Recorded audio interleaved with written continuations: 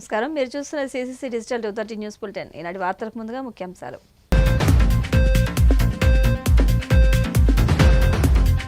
విశాఖలో ఈ నెల 21న నిర్వహించనున్న యోగాంధ్ర వేడుకలపై హోంమంత్రి అనిత ఉన్నత స్థాయి సమీక్ష. 5 లక్షల మంది వచ్చేలా లక్ష్యాన్ని నిర్దేశించుకున్నట్లు వెల్లడి.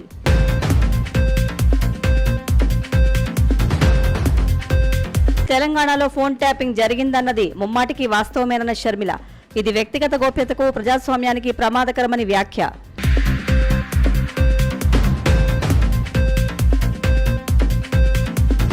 చెవిరెడ్డి భాస్కర్ రెడ్డిని కుట్రపూరితంగా లిక్కర్ స్కామ్లో ఇరికించాలని కూటమి ప్రభుత్వం ప్రయత్నిస్తోంది. వైసీపీ నేత మోహిత్ రెడ్డి ఆగ్రహం.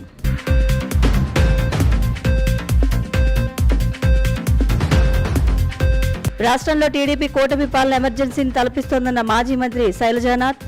పోలీసు యాక్ట్ 30 పేరిట అడ్డగోలు ఆంక్షలు పెడుతున్నారని ధ్వజం.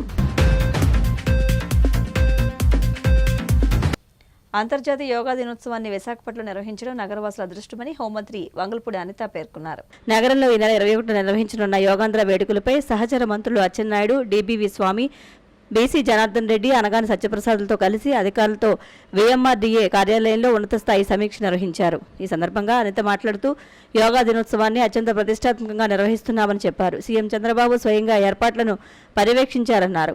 5 లక్షల మంది వచ్చేలా లక్ష్యాన్ని నిర్దేశించుకున్నామని తెలిపారు. ట్రాఫిక్ సమస్య లేకుండా జాగ్రత్తలు తీసుకుంటున్నామని, ఎలాంటి అవాంఛనీయ ఘటనలు చోటు చేసుకోకుండా చర్యలు చేపడుతున్నట్లు ఆమె వివరించారు. విశాఖపట్నం తాలూకా గౌరవం కింద భావించాలి. ఎందుకంటే 11వ యోగా డేని, ఇంటర్నేషనల్ యోగా డేని గౌరవ ప్రధానమంత్రిగా నరేంద్ర మోడీ గారు భారతదేశంలోని, మన ఆంధ్రప్రదేశ్ రాష్ట్రంలోని, ఎస్పెషల్లీ విశాఖపట్నంలోని చేయడానికి ఈరోజు శ్రీకారం చుట్టడం నిజంగా విశాఖపట్నం ప్రజల అదృష్టం కింద భావించాలి. ఎందుకంటే ఆంధ్రప్రదేశ్లో పెట్టాలి అనుకునేటప్పుడు గౌరవ ముఖ్యమంత్రి గారికి కూడా విశాఖపట్నం అనేసరికి ఒక ప్రత్యేకమైన అభిమానం. ఆ అభిమానం నేపథ్యంలో ప్రతి ఒక్క ప్రపంచం మొత్తం కూడా విశాఖపట్నాన్ని చూడాలి, విశాఖపట్నం ఇంకా డెవలప్ అవ్వాలి అన్న ఒకే ఒక కారణంతో ఈరోజు యోగా డే, ఇంటర్నేషనల్ యోగా డేని కూడా అత్యంత ప్రతిష్టాత్మకంగా తీసుకుని సుమారుగా 5 లక్షల మందితో ఒక యోగాని చేయాలి అని చెప్పేసి ఒక శ్రీకారం చుట్టుకొని దానికి ప్రత్యేకంగా ఒక టీం ని కూడా ఏర్పాటు చేసుకోవడం కూడా జరిగింది. సాక్షాత్తు గౌరవ ముఖ్యమంత్రి గారు నారా చంద్రబాబు నాయుడు గారు ఈ ఏర్పాట్లను పరిశీలించడానికి, పర్యవేక్షించడానికి సాక్షాత్తు ముఖ్యమంత్రి గారు ఇక్కడికి రావడం జరిగింది. ఇక్కడ రావడమే కాకుండా అప్ టు గీతం కాలేజ్ వరకు కూడా స్ట్రెచ్ ఏ రకంగా మనం చేస్తున్నాము, ఎంతమందిని మొబిలైజ్ చేస్తున్నాము, ఎన్ని కంపార్ట్మెంట్స్ చేశారు, ఎన్ని కంపార్ట్మెంట్స్ లో ఈరోజు కంపార్ట్మెంట్ డివైడ్ చేశారు, ఒక్కొక్క కంపార్ట్మెంట్ లో ఎంతమంది పడతారు, ఒక్కొక్క కంపార్ట్మెంట్ ని పర్యవేక్షించడానికి ఎంతమంది ఆఫీసర్లు వేశారు, ఇవన్నీ కూడా సాక్షాత్తు ముఖ్యమంత్రి గారు ప్రత్యేకంగా కూర్చొని రివ్యూ చేసి ప్రత్యేకంగా దాని మీద దృష్టి సారించమని చెప్పి అధికారులకి, అదేవిధంగా ప్రజాప్రతినిధులందరికీ కూడా ఇన్ఫర్మేషన్ ఇవ్వడం జరిగింది, ఆదేశాలు ఇవ్వడం జరిగింది. దీనిలో భాగంగానే మేము ఈ రోజు 5 లక్షల మందిని టార్గెట్ పెట్టుకున్నామండి. ఇంతకు ముందు ఒక వరల్డ్ రికార్డ్ ఒకటి ఉంది యోగా డేకి సంబంధించి. ఇంతకు ముందు యోగా డే 1,53,000 మందితో చేస్తున్నారు సూరత్ లో. అప్పుడు ప్రధానమంత్రి గారు అటెండ్ అవ్వలేదు. కానీ ఈ రోజు ప్రధానమంత్రి గారు అటెండ్ అవుతున్న ఈ నేపథ్యంలో సుమారుగా 5 లక్షల మందిని మేము టార్గెట్ పెట్టుకున్నాం. కంపల్సరిగా 3,50,000 మందికి పైగా ఈ రోజు ఒకే చోట మనకి యోగా చేయడానికి సిద్ధపడేటట్టుగా ప్రజలందరూ కూడా ముందుకు వచ్చారు.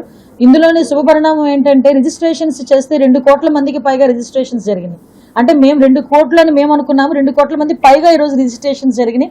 వాళ్ళందరూ కూడా కొంతమంది స్వచ్ఛందంగా ముందుకు వచ్చి యోగా చేయడానికి సిద్ధపడే పరిస్థితులు కూడా కనిపించినాయి.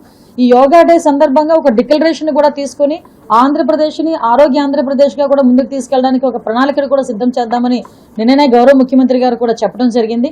నేను విశాఖపట్నం ప్రజలకే కాదు, ఆంధ్రప్రదేశ్లో ఉన్న ప్రజలందరికీ కూడా ఒకటే విన్నపం. ఈరోజు యోగా అనేది మన భారతీయ సంప్రదాయం ప్రకారం, భారతీయ సంస్కృతి ప్రకారం ప్రపంచానికి మనం ఇచ్చిన ఒక గిఫ్ట్. ఏదైతే మనది అనుకున్న యోగాని ఈరోజు మనం ఓన్ చేసుకోవడం ఒక ఎత్తైతే, మన జీవన విధానంలో ఒక భాగాన్ని చేయాలి అని గౌరవ ప్రధానమంత్రి నరేంద్ర మోడీ గారు పడుతున్న తాపత్రయం, దీనికి ఈ రోజు గౌరవ ముఖ్యమంత్రి చంద్రబాబు నాయుడు గారు చూపిస్తున్న చొరవ, ఈ 2 పవన్ కళ్యాణ్ గారు వీళ్ళందరూ ఆదరిస్తున్న తీరు, ఇవన్నీ చూసుకొని ఫర్దర్ గా కూడా యోగా అయిపోయిన తర్వాత కూడా ఫర్దర్ గా యోగాని కంటిన్యూ చేయాలి ప్రతి ఒక్కరిని ఒక దిశానిర్దేశం ఇవ్వడం జరిగింది. ఇక్కడ మేము ఏర్పాట్ల దృష్ట్యా చూసుకుంటే సుమారుగా 326 కంపార్ట్మెంట్స్ ఈ రోజు ఏర్పాటు చేసుకోవడం జరిగింది. 326 కంపార్ట్మెంట్స్ లో కూడా దగ్గర 1000 నుంచి 1300 మంది వరకు కూడా యోగా చేయడానికి, యోగా ప్రాక్టీస్ చేసే వాళ్ళు ఉంటారు. యోగా ఇన్స్ట్రక్టర్లు కూడా 326 మంది యోగా ఇన్స్ట్రక్టర్ ని కూడా పెట్టడం జరిగింది. ప్రతి చోట ఎల్ఈడి స్క్రీన్స్ పెట్టడం జరిగింది. భద్రత దృష్ట్యా 2000 పైగా సీసీ కెమెరాలు ఏర్పాటు చేయడం జరిగింది. పీఎం గారు వచ్చిన తర్వాత పీఎం గారు ఉన్న 5 కిలోమీటర్ల రేడియస్ లో మనం ఎట్టి పరిస్థితుల్లోని కూడా డ్రోన్స్ మనం యూజ్ చేయలేం. అయినప్పటికీ కూడా ముందుగానే సీసీ కెమెరాలు అవన్నీ పెట్టుకుని ప్రధానమంత్రి గారి టీము అదేవిధంగా మన లోకల్ పోలీస్ టీం ఇద్దరు కూడా కోఆర్డినేషన్ తో ఎక్కడ కూడా భద్రతా వైఫల్యాలు జరగకుండా చూసుకునే బాధ్యత తీసుకున్నాం.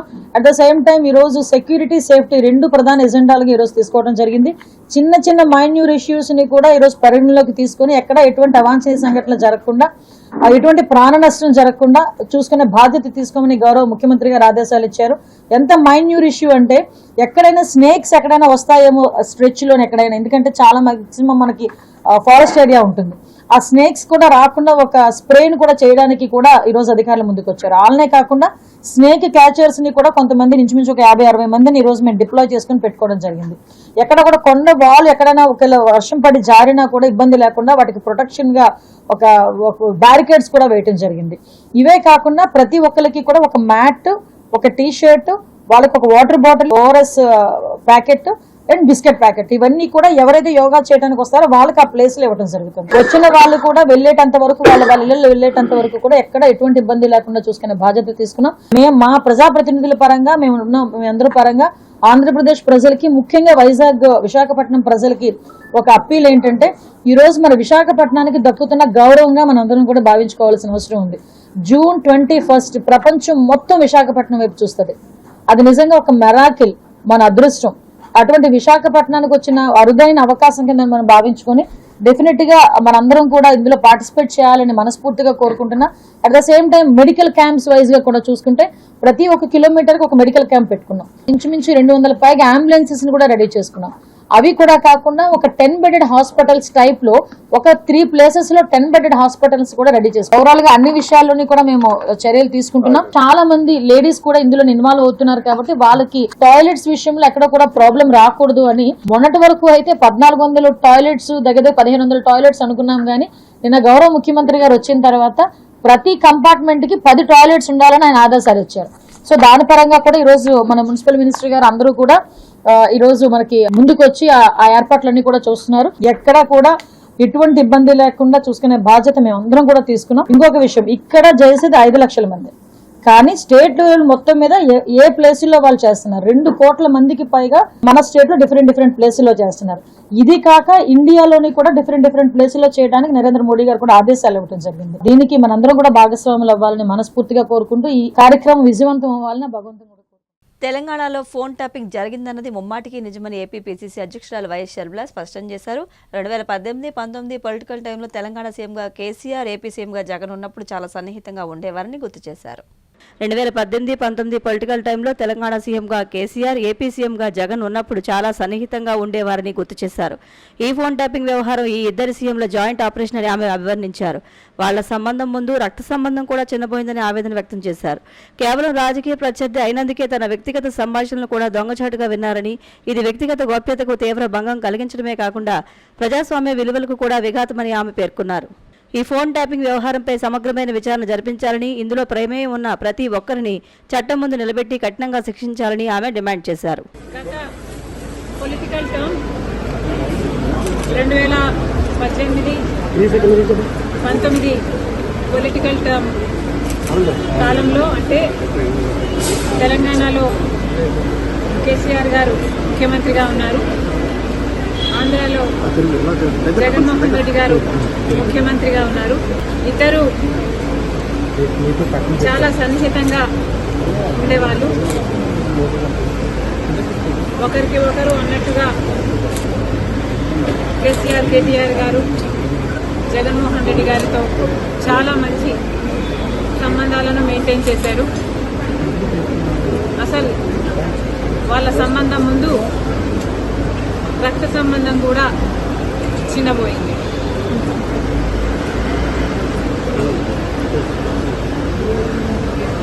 తెలంగాణలో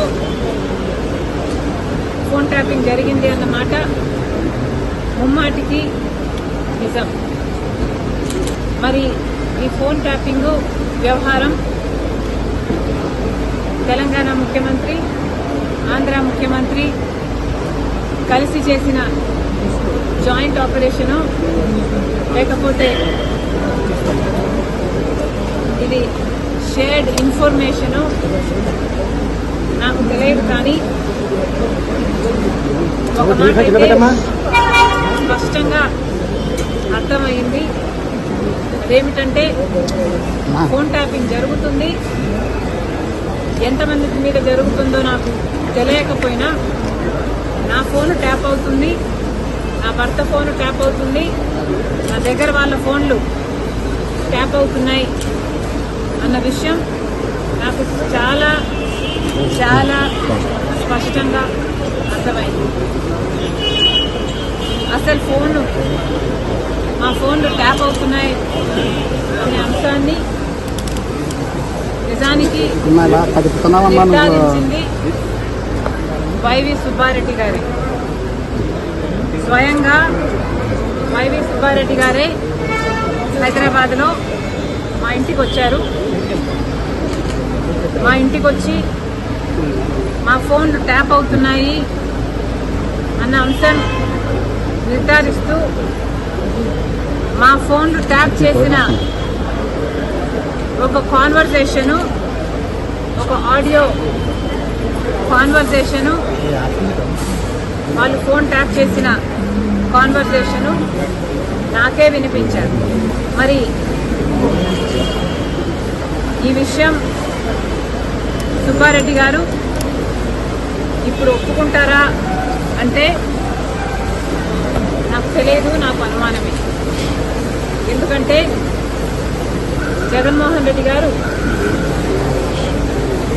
తన సొంత మేనల్లుడు మేనకోడలు ఆస్తి కాజేసే కుట్రలో భాగంగా జగన్మోహన్ రెడ్డి గారు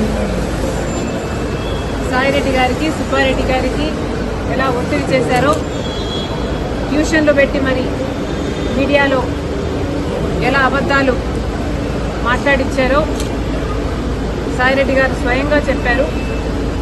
కాబట్టి ఇప్పుడున్న పరిస్థితుల్లో మరి సుబ్బారెడ్డి గారు ఈ విషయాన్ని ఒప్పుకుంటారో ఒప్పుకోరో నాకు తెలియదు. కానీ వైసీపీ నేత చెవిరెడ్డి భాస్కర్ రెడ్డిని కుట్రపూరితంగా లిక్కర్ స్కామ్ లో ఇరికించాలని కూటమి ప్రభుత్వం ప్రయత్నిస్తోందని వైసీపీ నేత చెవిరెడ్డి మోహిత్ రెడ్డి మండిపడ్డారు. తాడేపల్లి వైసీపీ కేంద్ర కార్యాలయంలో ఆయన మీడియాతో మాట్లాడుతూ ఇప్పటికే భాస్కర్ రెడ్డికి గతంలో గన్మెన్లుగా పనిచేసిన గిరి, మదన్ రెడ్డిలను సిట్టు పోలీసులు విచారణ పేరుతో పిలిచి వ్యతిరేక స్టేట్మెంట్లు ఇవ్వాలని చిత్రహింసలు గురి చేశారని తెలిపారు. తాజాగా గన్మెన్ గా పనిచేసిన హెడ్ కానిస్టేబుల్ మదన్ రెడ్డిని విచారణకు పిలిచి సిట్ అధికారులు తీవ్రస్థాయిలో భౌతిక దాడికి పాల్పడ్డారని తెలిపారు. ప్రభుత్వం పోలీసులను పావులుగా వాడుకుని వైసీపీ నేతలను తప్పుడు కేసుల్లో దోషులుగా చిత్రీకరించే ప్రయత్నం చేయడం దారుణమన్నారు. ఒక ఆశలు ప్రలోభాలు పెట్టి ఈ విధంగా ఒక మనిషిని ఇరికించాలి, ఏమి సంబంధం లేని వాళ్ళని ఒకరిని ఈ విధంగా ఇబ్బంది పెట్టాలని చెప్పి ఈ ప్రభుత్వం చూస్తుందంటే నిజంగానే చాలా బాధాకరం. దీన్ని తీవ్రంగా ఖండిస్తున్నాము. తప్పకుండా మేమందరం జగనన్న సైనికులం. ఏదైనా సమస్య ఉన్నా కూడా ఎదుర్కొంటాం, కానీ మీ భయపెట్టాలు, మీ కేసులకి, మీ అరెస్టులకి భయపడే వాళ్ళం కాదని కూడా ఇక్కడ తెలియజేస్తున్నాను. దీని మీద కూడా తీవ్రంగా మేము కోర్టుకు కూడా పోవడం జరిగింది. ఆ మదన్ అనే అతన్ని కొట్టిన తర్వాత అతను హాస్పిటల్లో కూడా గత 1 వీక్గా హాస్పిటల్లో ఉన్నాడు. దానికి ఎవిడెన్స్ కూడా, రికార్డులు కూడా హాస్పిటల్లో దగ్గర కూడా ఉన్నాయి. ఈ విధంగా మీరు బాధ పెట్టారు. దీని మీద కూడా హైకోర్టుకు వేశాము. హైకోర్టులో కూడా రేపో ఎల్లుండి లోపల దానికి రేపో ఎల్లుండికి అంతా దానికి విచారం కూడా వస్తుందని కూడా తెలియజేస్తున్నాం. తప్పకుండా ఇలాంటి కార్యక్రమాలు పోలీసు వాళ్ళని ఈ విధంగా పాములుగా వాడుకొని పార్టీని ఈ విధంగా పార్టీలో కీలకంగా ఉండే నాయకులందరినీ ఇబ్బంది పెట్టాలనుకున్న వాళ్ళకి తప్పకుండా ఇవన్నీ కూడా మాకు గుర్తుంటాయి. ఒకరోజు సమయం అనేది మీ రోజే కాదు, తప్పకుండా మాకు కూడా ఒక రోజు వస్తుంది. ఆ రోజు ఇవన్నీ కూడా మేము కూడా గుర్తుపెట్టుకుంటామని కూడా పోలీసు అధికారులందరికీ కూడా చెప్తున్నాను. అదేవిధంగా ఈ తప్పుడు కేసులను కూడా పార్టీ మీద విపరీతంగా ఈ తప్పుడు కేసులు చాలామంది నాయకుల్ని పెడుతున్నారు. ఈ మధ్య చూస్తున్నాను ఎంతమంది నాయకులను లెక్కే లేకుండా పెడుతున్నారు. వాళ్ళందరూ తరపున కూడా నిజంగానే మేమందరం కూడా చెప్తున్నాం. ఏవైనా సమస్యలు ఉంటే పార్టీ మేమందరం కూడా వాళ్ళందరితో ఉంటాము.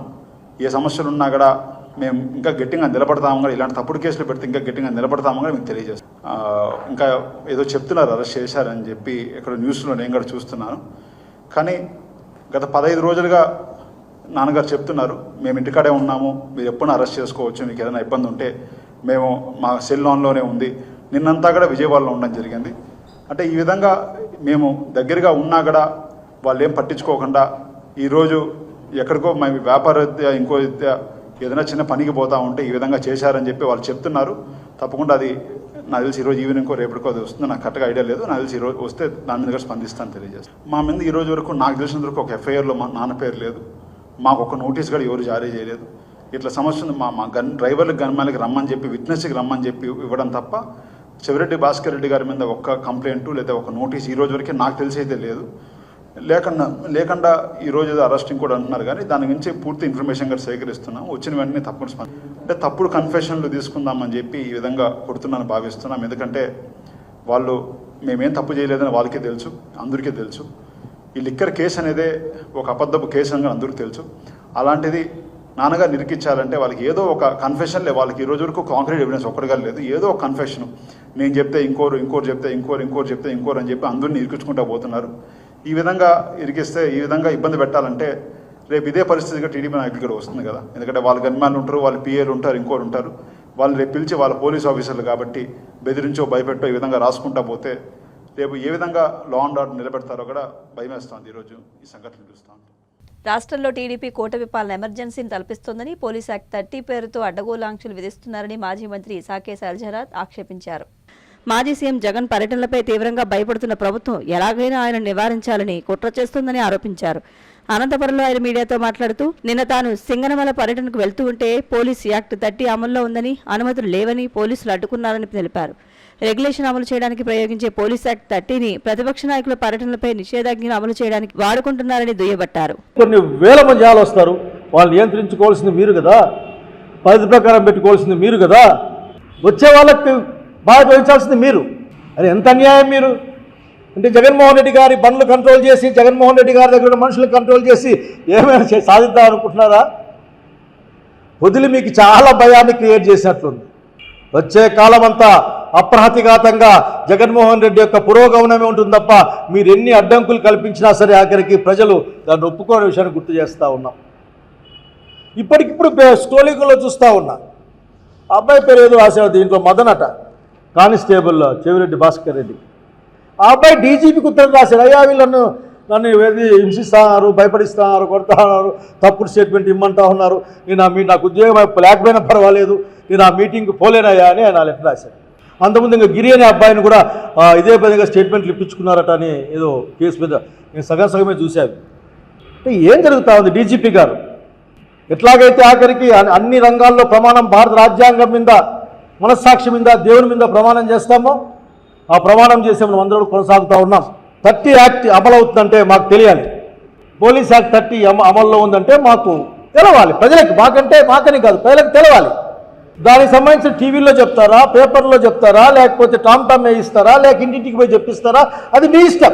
హక్కుల తరఫున భారత రాజ్యాంగాన్ని కాపాడుకోవడం కోసం, ఈ పుస్తకంలో ఉన్న దాని స్పిరిట్ని కాపాడుకోవడం కోసం మా ప్రయత్నం ఇదాక. ఎక్కడ లేని అధికారాన్ని ఉపయోగించే ప్రయత్నం ఎవరికైనా నష్టం కలగజేస్తుంది, సమాజానికి నష్టం కలగజేస్తుంది. నాకు సమావేశమయ్యే హక్కు కలిగి ఉన్నా నేను, దేశానికి నష్టం చేసేదో లేకపోతే మిగతా అంశాలు ఉంటే మాత్రమే మీరు మాట్లాడడానికి వీలుంటుంది తప్ప మిగతా అంశాల్లో కాదన్న సంగతి స్పష్టంగా గుర్తు చేస్తూ ఉన్నాం. అనేక అంశాల్లో ఈ మధ్య గమనిస్తూ ఉన్నాం. అసలు నిరసనలకి పర్మిషన్ ఏందో నాకు ఎప్పటికీ అర్థమై సావదు. ఈ ప్రభుత్వం పట్లనో, ఇంకో సంఘటన పట్లనో, ఒక అంశం పట్ల ప్రజలకు వ్యతిరేకంగాను, ప్రజలకు కష్టంగానో ఉంది, ఆ విషయం తెలియజెప్పాలనుకుంటే తెలియజెప్పేవాడు పర్మిషన్ కావాలా? ఎవరికి తెలియజెప్పాలో వాళ్ళ పర్మిషన్ తీసుకొని వాళ్ళకి తెలియజెప్పాలా? నాకు అర్థం కాదు. హెచ్ఎల్సీ లైనింగ్ తొందరగా జరగాలి అంటే హెచ్ఎల్సీ అధికారుల పర్మిషన్ తీసుకొని వాళ్ళ దగ్గర పోయి, అయ్యా మీరు మాకు పని చేయమని అడగాల? జగన్మోహన్ రెడ్డి ప్రవేశపెట్టిన అమ్మఒడిని తల్లికి వందనంగా మార్చి సరిగ్గా అమలు చేయలేకపోతే దాని నుంచి మాట్లాడాల్సి వస్తే ఆఖరికి ఆయన అడిగి పర్మిషన్ తీసుకుని మాట్లాడాలనా? ఏదో ముట్టడో లేకపోతే దిగ్బంధనమో, ఇటువంటి రాస్తా రోకోలో ఇటువంటివి ప్లాన్ చేస్తే మీరు ప్రజలకు ఇబ్బంది, సమాజానికి ఇబ్బంది కాబట్టి మాట్లాడని చెప్పచ్చు. కానీ శాంతియుతంగా ఒక పేపర్ ఇచ్చొస్తామంటే కూడా మీ యొక్క పరిమితులు కావాలి, మా పుస్తకాన్ని మేము ఓపెన్ చేసుకుంటామంటే కూడా, పుస్తకావిష్కరణకు కూడా టైం కావాల్సి వస్తే ఇంక నేను అసలు I cannot say that. So I'm requesting you all the people, don't be angry, try to understand the fundamental rights of the Indian Constitution is violated or in the process of violation every day in the state. Their fundamental rights, their right to expression, right to speak, right to assemble, the right to show their protest, all are the fundamental rights. So once again I am requesting all the people, please మీరే మాట్లాడుకోండి. భారత రాజ్యాంగానికి అంతిమ నిర్ణేతలు ప్రజలే. ఈ బుక్ని ఎవరు రాసి పంపలే, ఈ పుస్తకాన్ని బాబాసాహెబ్ అంబేద్కర్ దీన్ని తయారు చేస్తే, వాళ్ళ గుంపు తయారు చేస్తే భారత ప్రజల తరఫున పార్లమెంట్ దీన్ని ఆమోదిస్తే అమల్లో ఉంది ఇది. కాబట్టి దయచేసి ప్రాథమిక హక్కుల్ని భంగం చేయొద్దని పోలీస్ యాక్ట్ అనే ఒక బూచిని చూపించి అక్కడ ఏముంది ఎవరికి అర్థం కాదు. అక్కడ అదొక బ్రహ్మ పదార్థం. ఆ బ్రహ్మ పదార్థాన్ని చూపించి ప్రజల్ని తమకున్న అనేకమైన హక్కుల్ని కోల్పోయే దాని కోసం మీరు కారణం కావద్దని నేను కోరుకుంటా ఉన్నాను. ఇక్కడ లిఖిత పూర్వకమైన రాజ్యాంగం ఉంది. ఇక్కడ రిటర్న్ కాన్స్టిట్యూషన్ ఇది. ఎవరికి వాళ్ళు మాట్లాడుకోవడానికి లేదు. ఇక్కడ రిటర్న్ కాన్స్టిట్యూషన్ లిఖిత పూర్వకమైన రాజ్యాంగాన్ని కలిగి ఉన్న దేశం, సమాజం ఇది. అన్ని న్యాయబద్ధమైన శాంతియుతమైన కార్యక్రమాలకు ఇప్పటి నుంచైనా మీరు అన్ని ఏర్పాట్లు చేయమని సవినయంగా మిమ్మల్ని కోరుకుంటా ఉన్నాను. కడలేరు ప్రధాన నీటి పైప్లైన్ లీకేజీ మరమ్మతుల కారణంగా గూడూరు పట్టణంలో గురువారం నీళ్లు రావని, ప్రజలు నీటిని పొదుపుగా వాడుకోవాలని మున్సిపల్ కమిషనర్ వెంకటేశ్వర్లు కోరారు. కండలేరు ప్రధాన నీటి పైప్లైన్ లీకేజీ మరమ్మతుల కారణంగా గూడూరు పట్టణంలో గురువారం నీళ్లు రావని, ప్రజలు నీటిని పొదుపుగా వాడుకోవాలని మున్సిపల్ కమిషనర్ వెంకటేశ్వరరావు కోరారు. తిరుపతి జిల్లా గూడూరు పట్టణంలోని పురపాలక సంఘ కార్యాలయంలో ఆయన మీడియాతో మాట్లాడుతూ, పట్టణానికి నీటి సరఫరా జరిగి కండలేరు ప్రధాన పైప్లైన్ లీకేజీ మరమ్మతుల కారణంగా గురువారం పట్టణంలో నీళ్లు రావని, శుక్రవారం యథావిధిగా సరఫరా ఉంటుందని తెలిపారు. ప్రజలు ఉన్న నీటిని పొదుపుగా వాడుకోవాలని ఈ సందర్భంగా ఆయన సూచించారు. ముఖ్యమైన విషయం ఏంటంటే, కడలేరు నుంచి వచ్చేటువంటి మెయిన్ ట్రంక్ లైన్ మీద సైదాపురం దగ్గర, తర్వాత 2 మెయిన్ జంక్షన్లలో పెద్ద లీకులు ఏర్పడటం వల్ల నీరు బాగా వృధా అవుతూ ఉంది. దాన్ని అరికట్టడం కోసం టౌన్ మన ఇంజనీరింగ్ సిబ్బంది అంతా ఈరోజు అక్కడికి వెళ్ళడం జరిగింది. 3 బ్యాచ్లుగా వాళ్ళ నుంచి ఆ యొక్క లీకులు ఈరోజు అరెస్ట్ చేస్తాము. ఈ లీకులు అరెస్ట్ చేసిన నేపథ్యంలో మనకి వాటర్ ప్లాంట్కి నీళ్లు రావు కాబట్టి రేపు ఒక్కరోజు పట్టణంలో నీటి సరఫరా ఉండదని చెప్పని ఈ సందర్భంగా పట్టణ ప్రజలకు తెలియజేస్తున్నాం. దయచేసి ఈరోజు వచ్చినటువంటి నీళ్ళనే కాస్త పొదుపుగా వాడుకోండి. రేపు ఒక్కరోజు మళ్ళీ ఎల్లుండి పునరుద్ధరించి మళ్ళీ నీళ్ళు ఇవ్వడం జరుగుతుంది. శుక్రవారం యథావిధిగా నీళ్ళు వస్తాయి. కాబట్టి దయచేసి ఈ విషయాన్ని గుర్తించి నీటిని కాస్త పొదుపుగా వాడుకోమని చెప్పని పట్టణ ప్రజలకు ఈ సందర్భంగా తెలియజేయండి. రైతుల సంక్షేమానికి కూటమి ప్రభుత్వం కృషి చేస్తుందని, మార్కెట్ యార్డుల ద్వారా రైతుకు మరింత ఉపకారం చేకూర్చేందుకు నూతన ప్రణాళికలు రూపొందిస్తున్నామని ఉంగుటూరు ఎమ్మెల్యే పచ్చమట్ల ధర్మరాజు పేర్కొన్నారు. రైతుల సంక్షేమానికి కూటమి ప్రభుత్వం కృషి చేస్తుందని, మార్కెట్ యార్డుల ద్వారా రైతుకు మరింత ఉపకారం చేకూరేందుకు నూతన ప్రణాళికలు రూపొందిస్తున్నామని ఉంగుటూరు ఎమ్మెల్యే పచ్చమట్ల ధర్మరాజు పేర్కొన్నారు. ఏలూరు జిల్లా ఉంగుటూరు వ్యవసాయ మార్కెట్ కమిటీ చైర్పర్సన్ గా కరేటి జ్యోతి బుధవారం బాధ్యతలు చేపట్టారు. చేబ్రోల్లో ఏఎంసీ ప్రధాన కార్యాలయంలో చైర్పర్సన్ తో సహా డైరెక్టర్లతో సెక్రటరీ కె ఆనంద్ ప్రమాణ స్వీకారం చేయించారు. ఈ కార్యక్రమంలో ఉంగుటూరు ఎమ్మెల్యే ధర్మరాజు పాల్గొని కమిటీ సభ్యులను అభినందించారు.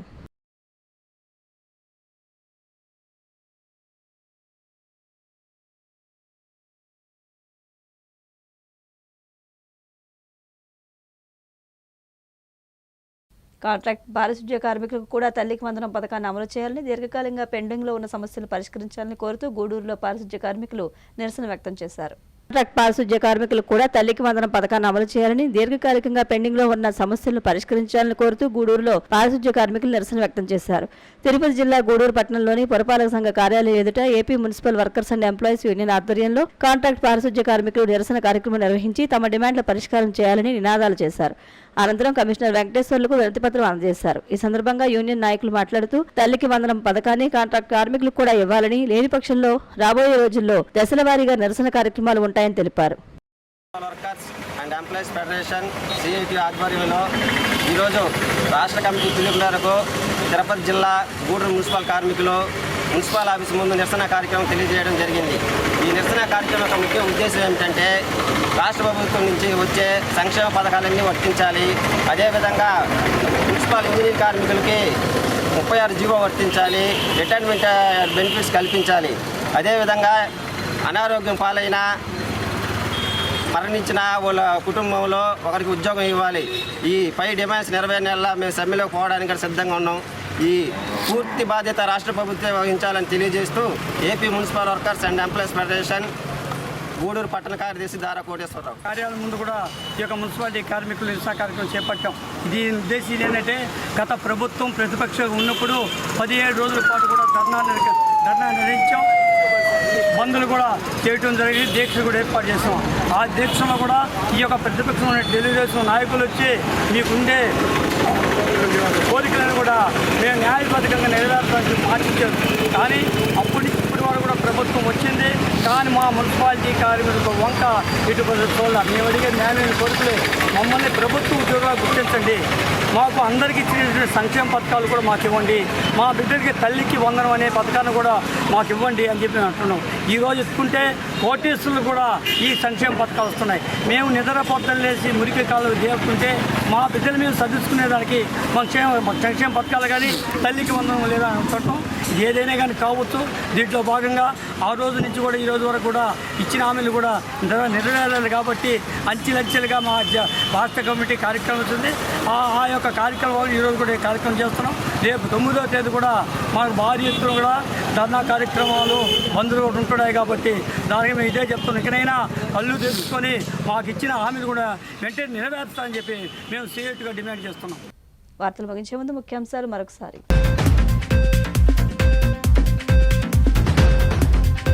విశాఖలో ఈ నెల 21న నిర్వహించనున్న యోగాంధ్ర వేడుకలపై హోంమంత్రి అనిత ఉన్నత స్థాయి సమీక్ష. 5 లక్షల మంది వచ్చేలా లక్ష్యాన్ని నిర్దేశించుకున్నట్లు వెల్లడి.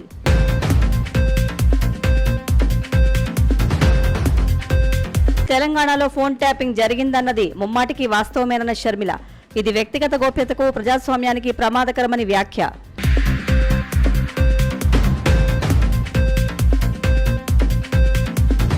చెవిరెడ్డి భాస్కర్ రెడ్డిని కుట్రపూరితంగా లిక్కర్ స్కామ్లో ఇరికించాలని కూటమి ప్రభుత్వం ప్రయత్నిస్తోంది. వైసీపీ నేత మోహిత్ రెడ్డి ఆగ్రహం.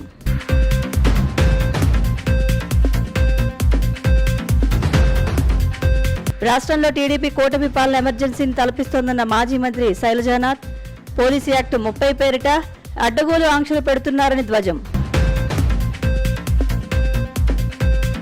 CCC డిజిటల్ 230 న్యూస్ బులెటిన్ ఇంతటితో సమాప్తం. నమస్కారం.